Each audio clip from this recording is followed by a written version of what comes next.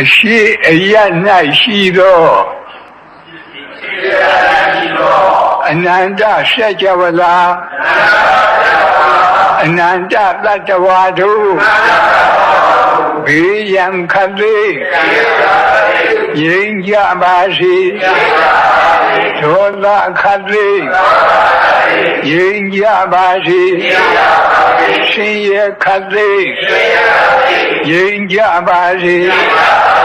နှလုံးစိတ်ဝမ်းအေးချမ်းကြပါစေအနောက်အရ၌ရှိသောအနန္တစัจ java လာအနန္တတတ္တဝါတို့ဘေးရန်ခတ်သိငြိမ်းကြပါစေဒေါသခတ်သိငြိမ်းကြပါစေရှင်ရခတ်သိငြိမ်းကြပါစေနှလုံးစိတ်ဝမ်းအေးချမ်းကြပါစေမြောက်အရ၌ရှိသောအနန္တစัจ java လာအနန္တတတ္တဝါတို့ဘေးရန်ခတ်သိငြိမ်းကြပါစေဒေါသခတ်သိ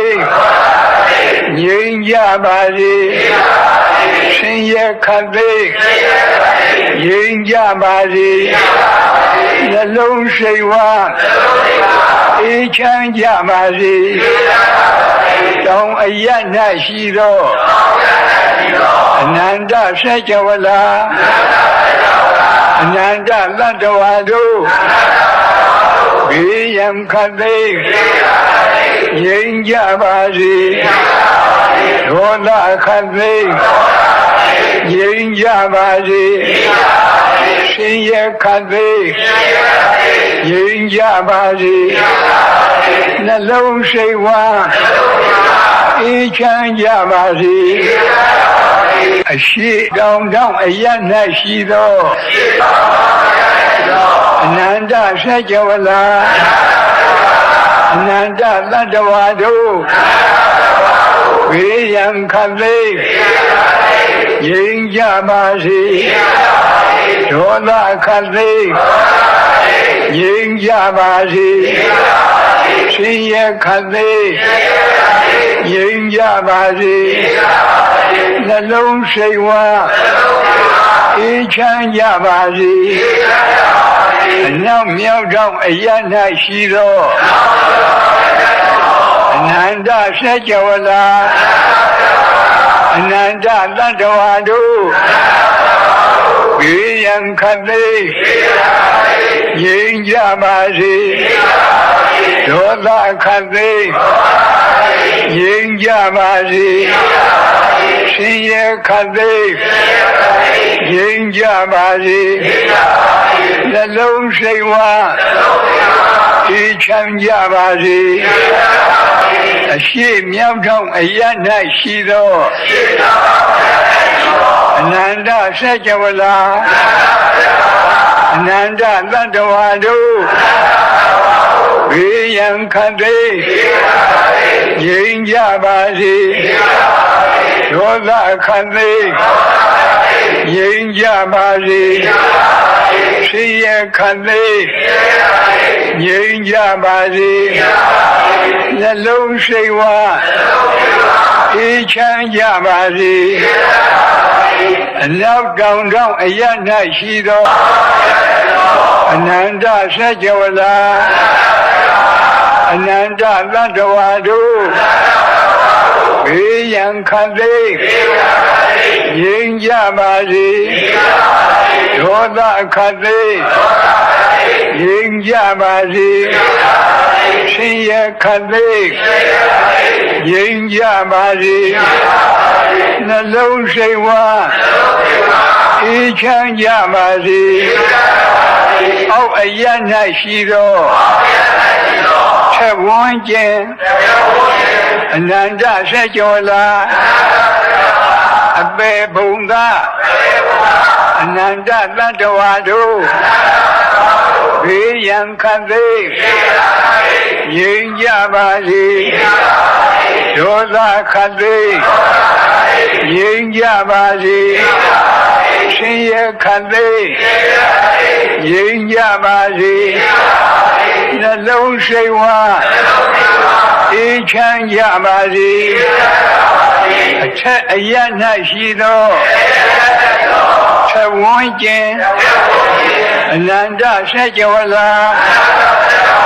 အနန္တနတ်မြမာတို့ဘေးရန်ခတ်သိငြိမ်းကြပါစေဒေါသခတ်သိငြိမ်းကြပါစေရှင်ရဲ့ခတ်သိငြိမ်းကြပါစေနှလုံးစိတ်ဝမ်းအေးချမ်းကြပါစေဟောဒါပฏิသံပိဒမဲ့ပါဠိတော်ကလာတဲ့ဓိတာဖရဏမေတ္တာလို့ခေါ်တဲ့အယတ်ဆယ်မျက်နှာအာယုံပြုပြီးတော့ဖြန့်ဝေတဲ့မေတ္တာဒီအယတ်ဆယ်မျက်နှာထားပုံကခုပြောသလိုပဲရှားရဲကထားတာကအရှိအနောက်မြောက်တောင်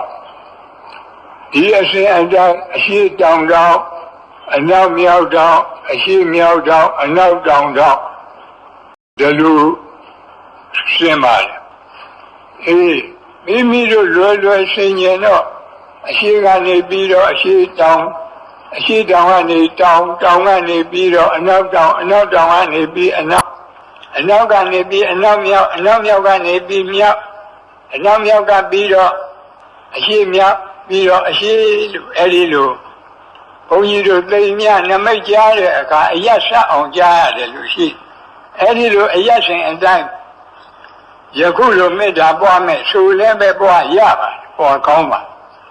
ယခုပြောတဲ့မေတ္တာဘာဝနာဆိုနည်းတွေဟာဘုန်းကြီးတို့ဒီခင်မောဆရာတော်ကြီးများပွားတဲ့ဒီအတိုင်းမှာဆိုရုပ်အတိုင်းမှာဟောတာအထက်အရာနဲ့အောက်အရာကြတော့လည်းနဲ့ထဝန်းကျင်အနန္တဆက်ကြဝဠာတို့ထဝန်းကျင်ကလေးထည့်ရဘာဖြစ်လို့တော့ဆိုတော့အဲ့ဒီထဝန်းကျင်မထည့်ရင်အောက်အရာ၌ရှိသောအနန္တဆက်ကြဝဠာတို့ထိုလိုက်ရင်ဒီဆက်ကြဝဠာအောက်မှာဆက်ကြဝဠာတိုက်တည်တိုက်ပြီးတိုက်အောက်မှာပေါ့လေဆက်ကြဝဠာတွေအနန္တရှိတယ်လို့ဒီလိုအဓိပ္ပာယ်ရောက်မဟုတ်ဘူးအမှန်ကဒီဆက်ကြဝဠာမှာအခုမြေအောက်မှာရေရှိတယ်ရေအောက်မှာလေရှိတယ်လေအောက်မှာအရတကာသဆိုတဲ့ကောင်းကင်ကြီးပဲရှိအောက်မှာဆက်ကြဝဠာတိုက်မရှိဘူးဘေးပတ်ဝန်းကျင်မှာတော့ဆက်ကြဝဠာတိုက်တယ်အနန္တရှိတယ်အဲ့ဓာဒီအာယုရောက်အောင်လို့အောက်အရာ၌ရှိသောနောက်နာကထဝန်းကျင်ဆိုတာဘေးပတ်လေလို့ဆိုလိုတာ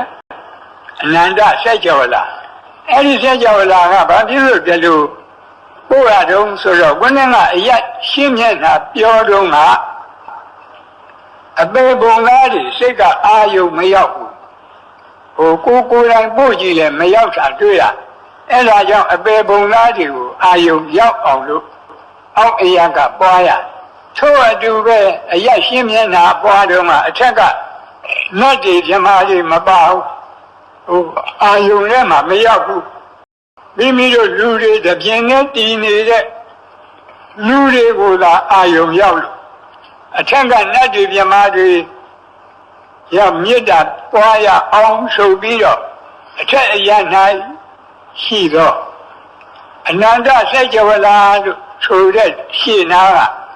ထဝန်းကျင်လို့ထည့်ရတယ်ဒီအတိုင်းပဲဒီထဝန်းကျင်မထည့်လို့ရှိရင်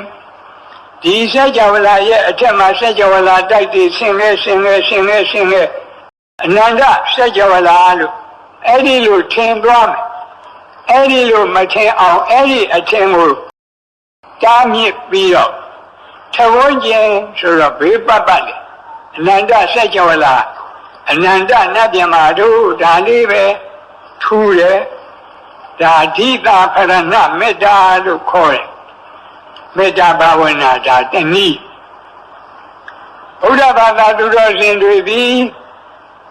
နေ့စဉ်အမြဲမပြတ် မေတ္တာသုတ်ပရိတ်ကိုကြားရနာရကိုယ်တိုင်လည်းပဲရွတ်ကြရဒီမေတ္တာသုတ်ပရိတ်ဆိုတာကမေတ္တာဘာဝနာ7 နည်းပွားတဲ့သုတ်မေတ္တာသုတ်ပရိတ်ကြတော့မေတ္တာဘာဝနာ7 နည်းပွားတာကရှင်းဥစွာဒုက္ခိနောဝခေမိနောဟွန္တုသဗ္ဗတတ္တဘဝန္တုဒုက္ခိတတ္တသဗ္ဗတတ္တခသိန်းဥစ္စုံအလုံးစုံသောတတ္တဝါတို့သည်ဒုက္ခိနောဝကာယိကဒုက္ခနှင့်ပြည့်စုံကြကုန်သည်ဖြစ်၍၎င်းဒုက္ခိတတ္တစေတသိကဒုက္ခနှင့်ပြည့်စုံကြသည်ဖြစ်၍၎င်းခေမိနောဘေးရန်ဝိပအေးမြရကုန်သည်ဟွန္တုဘဝန္တုဖြစ်ကြပါစေသတ္တဝါတွေကိုတခွန်းတည်းနဲ့ခြုံပြီးတော့ပို့တဲ့မေတ္တာဖြစ်လို့သူ့ကိုဘုန်းကြီးတို့ရှားခေါ်သဗ္ဗသင်္ဃာကမေတ္တာလို့ခေါ်တယ်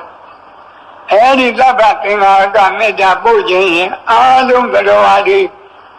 ဆက်ကုန်တွေမြတ်စွာချပြီးတော့ယုံစုံများစွာတတ္တဝါချမ်းသာကိုယ်စိတ်မြဲပါစေဥပယံဘေးကင်းစင်ဝေးငြိမ်းအေးကြပါစေအားလုံးသတ္တဝါတွေခြုံပြီးပို့တဲ့သဗ္ဗသင်္ဃာကမေတ္တာဒါကတနည်း၎င်းနောက်ယေကေရှိပါဏဗုဒ္ဓတိတတဝါသာဝရဝနဝသေတာအားလုံးကြားရတဲ့အားလုံးရွတ်နဲ့ရွတ်ကြဘုန်းကြီးတို့ဒီပါဠိလိုတကယ်မေတ္တာပွားပြီးဆိုတော့ယေကေရှိပါဏဗုဒ္ဓတိတတဝါသာဝရဝအနဝသေတာသဗ္ဗတတ္တဘဝန္တုဒုက္ခိတတ္တအဲ့ဒီလိုပို့ရပါတယ်ဟိုးနောက်နားမှာသူရဲ့အဖျားသက်ကရှိပါတယ်အဲ့ဒါကိုဘုန်းကြီးတို့ဘဂဝါနှစ်ပုံနှစ်စုထားပြီးပွားတဲ့မေတ္တာမှုသူ့ကိုဒုက္ခမေတ္တာလို့ခေါ်တယ်ဆိုရပါစို့ဟင်းတစ်မျိုးတည်းစားနေရတော့အာယုံကစိတ်မကျေနပ်ဘူး2 မျိုးလောက်အာယုံပြောင်းခြင်းလို့ပဲအခုလည်းပဲသတ္တဝါတွေကိုအကုန်လုံးတခွန်းနဲ့ခြုံပြီးသဗ္ဗသင်္ဃာကနဲ့အာမရရင်ဒုက္ခမေတ္တာသတ္တဝါနှစ်ပုံထားပြီးပွားတဲ့မေတ္တာပွားနိုင်ဖို့တတဝါသာဝရဝအနဝသေတာသဗ္ဗတတ္တဘဝန္တုဒုက္ခိတတ္တလို့ပွားရဗမာလူပြောတော့တတဝါဆိုတာကြောက်တတ်တဲ့တတ္တဝါဒေါသကိလေသာမကင်းသေးတဲ့ပုထုရှင်သောတာပန်တရားကံကိုကြောက်တတ်တဲ့တတ္တဝါလို့ခေါ်တယ်သာဝရဆိုတာမကြောက်တတ်တဲ့တတ္တဝါဒေါသကိလေသာကင်းလို့မကြောက်တတ်တဲ့တတ္တဝါဆိုတာအနာဂံနဲ့ယဟန္တာအဲ့ဒီနှစ်ခုကိုကြောက်တတ်မကြောက်တတ်နှစ်ရများစွာတတ္တဝါချမ်းသာကိုယ်စိတ်မြဲပါစေ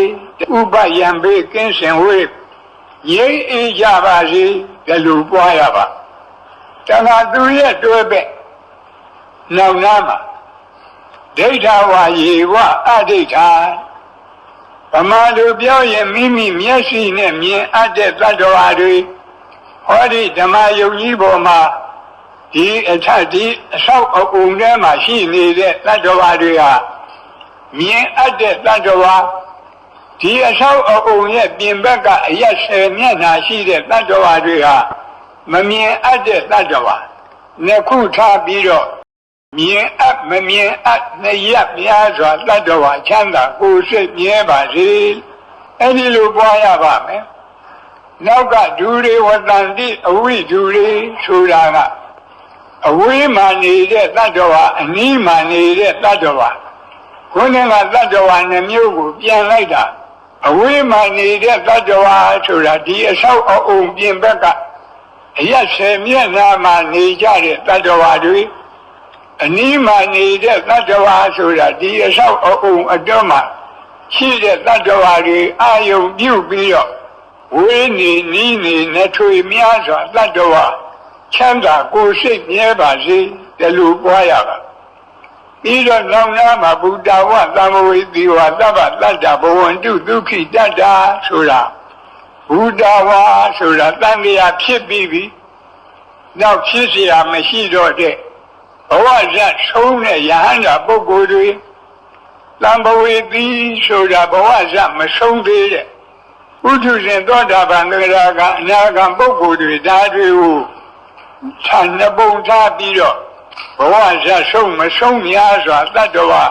ချမ်းသာကိုယ်စိတ်မြဲပါစေလို့အဲ့ဒီလိုမေတ္တာပို့ရမည်ဖြစ်ပါတယ်တခါတတ္တဝါကိုနှစ်ပုံထားပြီးပို့တဲ့မေတ္တာ၃ပါးအပြင်တတ္တဝါကို၃ပုံထားပြီးပွားတဲ့မေတ္တာကြတော့တိကမေတ္တာခေါ်ပါတယ်အဲ့ဒီမှာဘုန်းကြီးတို့တတဝါသာဝရဝနဝတိလာဒီဃဝါယေဝမဟန္တာမိစ္ဆိမာရတကအနုကထူလာဒီပါဠိဂါထာထက်ဝက်မှာဘုန်းကြီးတို့တတဝါ၃ပုံ၃စုရအောင်ဉာဏ်ဖြန့်ရဒီဃဝါရှည်လျားတဲ့ခန္ဓာကိုယ်အတ္တဘောရှိတဲ့တတ္တဝါနောက်နာကရတ္တာလို့ပါတယ်တူတဲ့ခန္ဓာကိုယ်အတ္တဘောရှိတဲ့တတ္တဝါမျက်စိမှာမရှိမတူအလေအလတ်အတ္တဘောရှိတဲ့တတ္တဝါလို့ရှိတဲ့တတ္တဝါဆိုတော့မွေတို့ငကားတို့ပေါ့တူတဲ့တတ္တဝါဆိုတော့လက်တို့မရှိမတူဆိုတော့ဒီကြားကတတ္တဝါတွေဒါသုံးခုကိုခြုံပြီးတော့ရှိတူအလတ်သုံးရခန္ဓာတတ္တဝါချမ်းသာကိုယ်စိတ်မြဲပါစေဒီလိုပွားရတခါနောက်လာတဲ့မဟန္တာခန္ဓာကိုယ်ကြီးမားတဲ့တတ္တဝါရာဟုအသူရိန်ကြီးတို့လိုခန္ဓာကိုယ်ကြီးမားတဲ့တတ္တဝါတွေအနုကခန္ဓာကိုယ်သေးငယ်တဲ့တတ္တဝါတွေမျက်စိမှာအဲ့ဒီမကြီးမငယ်အလေအလတ်တတ္တဝါတွေသုံးစုထားပြီးတော့ကြီးငယ်အလတ်သုံးရခန္ဓာတတ္တဝါချမ်းသာကိုယ်စိတ်မြဲပါစေတခါနောက်နာကမျက်စိမှာရတ္တကအနုကထူလာထူတဲ့ဖြိုးတဲ့ဝါတဲ့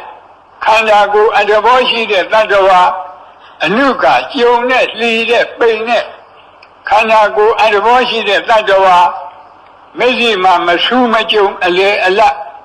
အတ္တဘောရှိတဲ့တတ္တဝါလူပဲသုံးမျိုးနော်ဝါတဲ့လူပိန်တဲ့လူမဝမပိန်အလေအလတ်လူဒီလိုသုံးမျိုးအဲ့ဒီမှာဆူကြုံအလတ်သုံးရခန္ဓာတတ္တဝါချမ်းသာကိုယ်စိတ်မြဲပါစေလို့အဲ့လိုပွားရအခုပြောခဲ့တဲ့မေတ္တာတွေကတစ်ဖက်သားအပေါ်မှာအရှိအပွားချမ်းသာရကြောင်းအရှိအပွားကိုရယူလိုတဲ့မေတ္တာပါဠိလိုဟိတာဓိကမဒိဗ္ဗာယမေတ္တာလို့ခေါ်တယ်အရှိအပွားချမ်းသာရကြောင်းကိုရယူလိုတာမေတ္တာမြည်သလိုတစ်ဖက်သားအပေါ်မှာအရှိအပွားမဲ့လို့ခေါ်တဲ့ဆင်းရဲဒုက္ခရောက်ကြောင်းမလိုတာကိုလည်းပဲအဟိတာပဉ္စနာဒိဗ္ဗာယမေတ္တာလို့ခေါ်တယ်အဲ့ဒီမေတ္တာပွားနိုင်အောင်လို့နာပရောပရဏိကုပ္ပေထနာတိမင်္ဂေထကတ္တရှိနံကံရှိဗျာရောဒနာပတိကသိညဇိညမညတဒုက္ခမိတ်ဆေယသရောအတုဆင်းရဲဒုက္ခရောက်တာဘာကြောင့်လဲတယောက်ကတယောက်လိမ့်လီသိပြနေလို့အလေးမပေါ်ခင်ဆက်ဆံရေးအစဉ်ပြေတော့လည်းပဲအလေးပေါ်လာရင်ခက်ရန်ဒေါသဖြစ်ပြီးဆင်းရဲဒုက္ခရောက်ဒါကြောင့်လူအချင်းချင်းလက်ပတ်ချင်းဟာဆင်းရဲဒုက္ခရောက်ကြောင်းတရားဒီတရားကင်းကြပါစေလူအချင်းချင်းလက်ပတ်ချင်းကင်းရှင်းကြပါစေဒီလိုပွားရတက္ကနာတိမင်္ဂေထကတ္တရှိနံကံရှိဒုတိယသတ္တဝါတွေဆင်းရဲဒုက္ခရောက်ကြောင်းပြောစမ်းမှာတယောက်ကတယောက်ကိုအထင်သေးခြင်းအထင်သေးတာမသိခင်တော့ဆက်ဆံရေးအစဉ်ပြေ၏အထင်သေးတာသိရင်ခက်ရန်ဒေါသဖြစ်ပြီးဆင်းရဲဒုက္ခရောက်ဒါကြောင့်အချင်းချင်းအထင်သေးခြင်းလည်းပဲဆင်းရဲဒုက္ခရောက်ကြောင်းအရှိအပွားမဲ့တရားဖြစ်လို့အဲ့ဒီတရားကင်းပါစေအထင်သေးခြင်းအချင်းချင်းကင်းရှင်းကြပါစေဒီလိုမေတ္တာပွားရဗျာရောဒနာပတိကသိညနိညမညတဒုက္ခမိတ်ဆေယတတိယဒုက္ခရောက်ကြောင်းတရားကတယောက်ကတယောက်ဆင်းရဲတာကိုအလိုရှိတတိယတို့မလိုပါဘူးကိုယ်တော်ဒီလိုမဟုတ်ပါဘူးမ မိမိတို့ကဗုဒ္ဓရဲ့သားတော်သမီးတော်မူလို့ဒီစိတ်တွေမရှိတာတော့ကဘာကြီးတစ်ခုလုံးကြည့်ရင်ဘုရားဘာသာကလွဲရင်ရသောအဖြစ်တစ်ဖက်သားဆင်းရဲတာကိုပဲအလိုရှိတယ်ကိုယ်သာချမ်းသာဒါကြောင့်အချင်းချင်းဆင်းရဲလိုခြင်းလည်းပဲဒုက္ခရောက်ကြောင်းတရားဖြစ်လို့ဆင်းရဲလိုခြင်းအချင်းချင်းကင်းရှင်းကြပါစေအဲ့ဒီလိုမေတ္တာပွားတာကိုအစည်းအပွားမဲ့ပယ်ရှားလိုတဲ့မေတ္တာသုံးပါလို့ခေါ်တယ်ယခုမေတ္တာဘာဝနာတနည်းကိုနှခေါက်လက်တွေ့ပွားကြည့်ရအောင်ရသက္ကုံတရီမြတ်စွာဘုရားအားလုံးလိုက်ဆိုကြရဗျာလုံးစုံများစွာသတ္တဝါချမ်းသာကိုယ်စိတ်မြဲပါစေဥပယံပေကင်းစင်ဝေးရိပ်အေးကြပါစေလုံးစုံများစွာသတ္တဝါချမ်းသာကိုယ်စိတ်မြဲပါစေဥပယံပေကင်းစင်ဝေးရိပ်အေးကြပါစေကြောက်တတ်မကြောက်တတ်လက်ရများစွာသတ္တဝါချမ်းသာကိုယ်စိတ်မြဲပါစေဥပယံပေကင်းစင်ဝေးရိပ်အေးကြပါစေကြောက်တတ်မကြောက်တတ်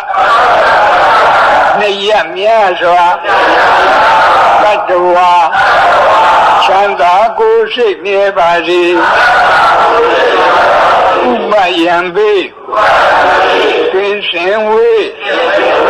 ရိပ်အေးကြပါစေမြင်အပ်မမြင်အပ်နှစ်ရများစွာသတ္တဝါ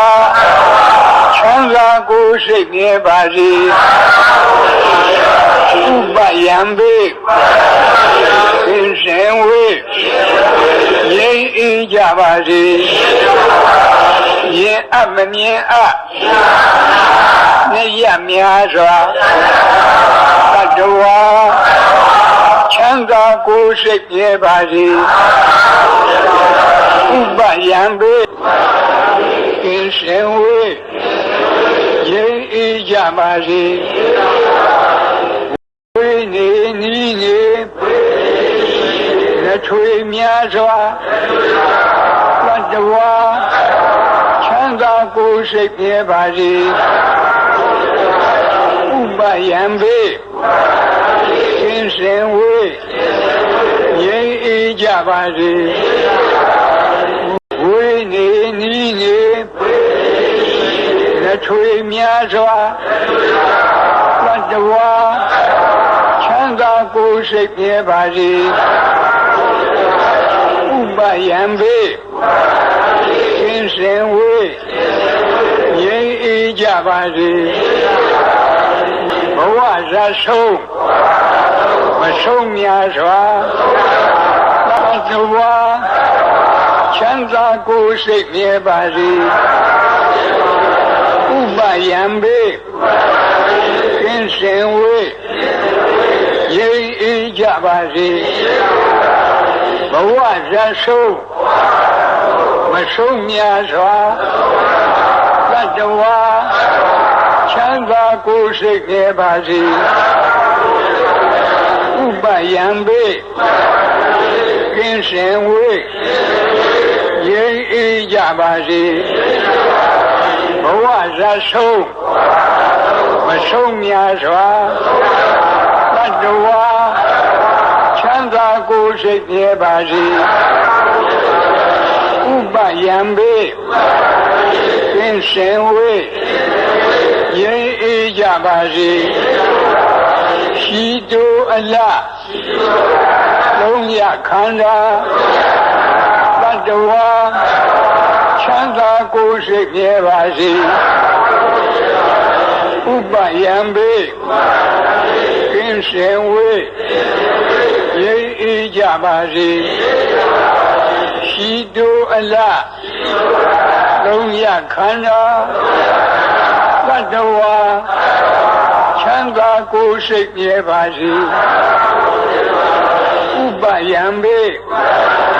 ကင်းစင်ဝေးငြိမ်းအေးကြပါစေဤငယ်အလားလုံးရခန္ဓာ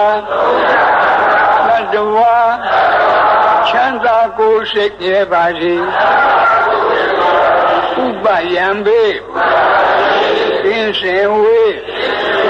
ငြိမ်းအေးကြပါစေဤငယ်အလားလုံးရခန္ဓာတတ္တဝါချမ်းသာကိုယ်စိတ်မြဲပါစေဥပယံဘေကင်းစင်ဝေး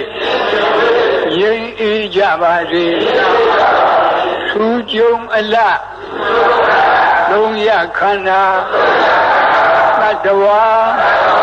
ချမ်းသာကိုယ်စိတ်မြဲပါစေဥပယံဘေကင်းစင်ဝေးငြိမ်းအေးကြပါစေထူးကျုံအလားလုံးရခန္ဓာတတ္တဝါချမ်းသာကိုယ်စိတ်မြဲပါစေဥပယံဘေကင်းစင်ဝေးငြိမ်းအေးကြပါစေလူအချင်းချင်းလက်ပတ်ချင်းကင်းရှင်းကြပါစေလူအချင်းချင်းလက်ပတ်ချင်းကင်းရှင်းကြပါစေအချင်းသေးချင်းအချင်းချင်း